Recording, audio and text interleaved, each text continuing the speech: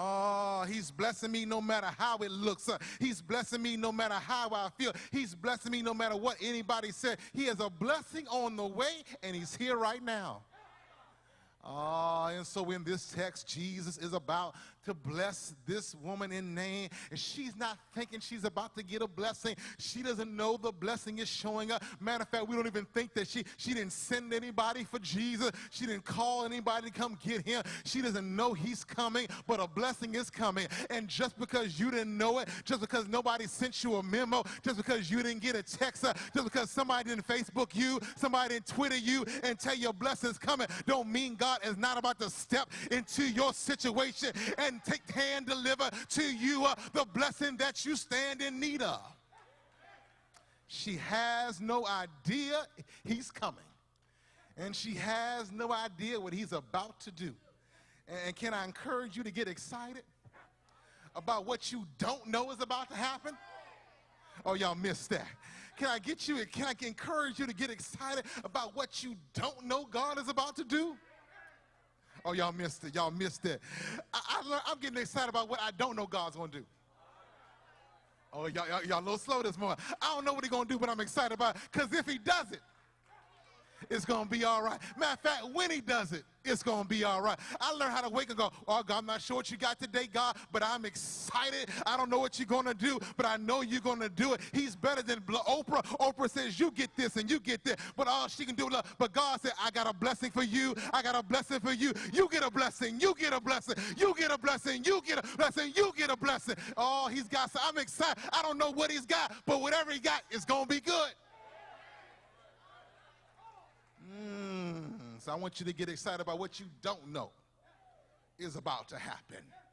Jesus takes his disciples straight towards this next destination. They met with the Roman centurion, and the Bible says soon afterwards, they're heading to a name. Now, they don't know he has an appointment, but from the foundation of the world, an appointment was set to meet a woman who had just lost her joy. He has an appointment with a woman who was at the end of her rope. A woman who was running out of tears and running low on strength. You ever run out of tears? You got no more tears. She's just about out of courage and pretty depressed and loaded down with despair. Do you know anybody like this woman? Do you know anybody like this person? Does it sound familiar to you? Can you relate to her? Someone who feels like they just lost all hope, just lost all their world, just lost their world, can't figure out where to go next, don't know how they're going and don't know how they're coming, can't see a way out, can't see a way in, can't see their way clear. This is who Jesus says he's going to surprise. And if you find yourself in that kind of situation, look up, he's coming your way. She doesn't know about this surprise, but this blessing has been in the works for a long time. For my theologians in the house, I subscribe to you what they would call in Christology a high Christological perspective. That means I consider Jesus to be God in the flesh, and I attribute to him God-like qualities of knowing all and being all-powerful, meaning that Jesus doesn't just show up and decides what to do when he gets there, but he already knew about it, and he already had the fix in place. Now, this high Christological view, this helps me because it encourages me that nothing just happens to me, catches God off guard. God doesn't have to think about what to do. He already has my miracle sitting on the shelf, just ready to take off at the right and appointed time. See, I just don't believe he just happened to show up 3 days later to rise Lazarus from the grave. I believe he waited 3 days to prove that somebody could be dead for 3 days, but God still pick him up. I don't believe he just turned water into wine. I believe that he wanted to show us that he saves the best for last. I don't believe Jesus decided to one day spit in some dirt, place it on a blind man's eye so he could see. No, I believe he wanted to show you that he could use anything to fix your situation. I don't believe he just decided to feed 5,000 one day, but I do believe he wanted to show you that Jesus was greater than Moses, and there's no limit to his provision. You got to understand, nothing catches God off guard. Whatever the need is, he already got the fix. Whatever the problem is, he already has a solution. So for you theologians in seminary, we take ourselves to have a high Christological perspective, as opposed to a low one that thinks that Jesus is just trying to figure it out. My God ain't figuring it out. My God is working it out. So when Jesus goes to Nahum, this is a divine assignment to miraculously intervene on this poor woman's behalf. It is planned. It's a setup. The text says that Jesus is being accompanied by his disciples, check it out, and a large crowd. That's what the text says. Jesus is leading a parade of people, and they're processing towards Nahum. Jesus is leading this crowd of folks who have seen him heal and deliver folk. They've seen him do miracles and wonders. This crowd is excited and brimming with hope and possibility. In the crowd, in this crowd's mind, Jesus is looking like the one they have been waiting for. The crowd that is following Jesus full of hope and joy. But as they approach the city, there's another procession taking place.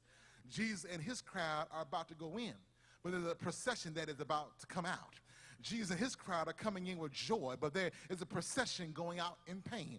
You couldn't have two different groups meet at the crossroads. One is joyous and happy and festive, and one is wailing and mourning.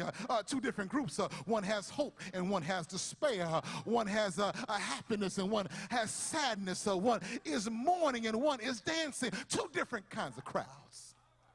And so as Jesus leads his crowd, there's a woman with her crowd.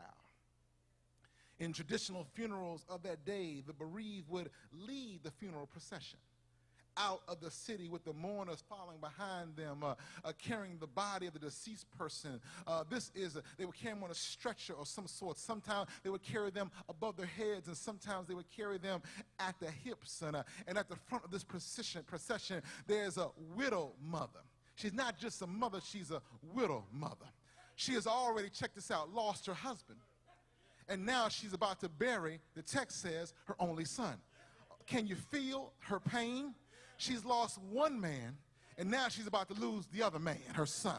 She's lost a man that was supposed to be there for her in her present, and she's lost a man that was supposed to be there for her in her future. Do you see that? She lost a man who knew her when she was a young beauty, full of life. The man who was always, said she would always see her as young and beautiful. She lost that man who would see her, and now she's losing the man that would see her as a loving mother. Now, so she lost the man who would always call her mom. She lost the man who wanted to see her grow up and see him grow up and make her proud. She lost the man who would take her grocery shopping when she got too old to do it by herself.